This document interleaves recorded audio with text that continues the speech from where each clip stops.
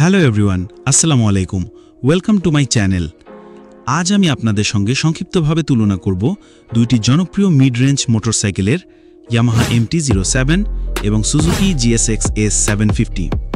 Yamaha MT-07 এবং Suzuki GSX S750 এই দুটি বাইকই পারফরম্যান্স, স্টাইলিশ ডিজাইন এবং চমৎকার রাইডিং অভিজ্ঞতার জন্য পরিচিত। MT-07 এর হালকা ওজন ও রাইডিংয়ে আরামদায়ক পজিশন শহরের রাস্তায় চালানোর জন্য পারফেক্ট।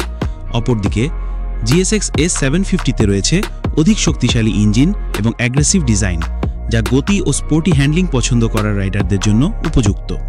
অনেকে ফুয়েল এফিসিয়েন্সি, মেইনটেন্যান্স খরচ আর আফটারমার্কেট সাপোর্টের দিক থেকে বিচার করেন। সেই দিক থেকে বিবেচনা করলে MT-07 এর রিলায়েবিলিটি আর কম মেইনটেন্যান্স কস্ট অনেকের জন্য বড় সুবিধা।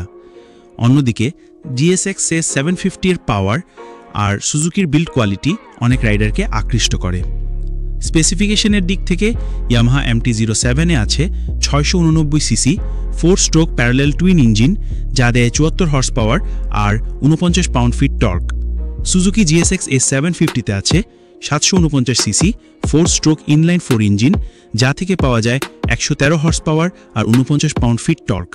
হ্যান্ডলিংয়ের দিক থেকে দুই বাইকই অ্যাজাইল চ্যাসিস আর ভালো সাসপেনশন সেটআপ অফার করে, টুইস্টি রোডে চালানোর জন্য একদম পারফেক্ট।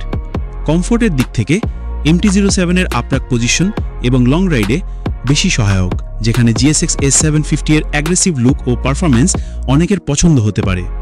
সব মিলিয়ে দুটি বাইকই তাদের নিজ নিজ ক্ষেত্রে দুর্দান্ত। আপনি কোনটা বেছে নেবেন তা নির্ভর করবে আপনার অগ্রাধিকারের উপর, কমফোর্ট, কন্ট্রোল নাকি পারফরম্যান্স। ভিডিওটি ভালো লেগে থাকলে একটা লাইক দিন, বন্ধুদের সঙ্গে শেয়ার করুন আর চ্যানেলটি সাবস্ক্রাইব করতে ভুলবেন না। সামনে আরও মোটরসাইকেল সম্পর্কিত ভিডিও আসছে, তাই চোখ রাখুন। মনে রাখবেন, যে কোনো বাইক চালান না কেন নিরাপদে চালান, হেলমেট পরুন এবং রাইডিং উপভোগ করুন। দেখা হবে পরের ভিডিওতে। ধন্যবাদ।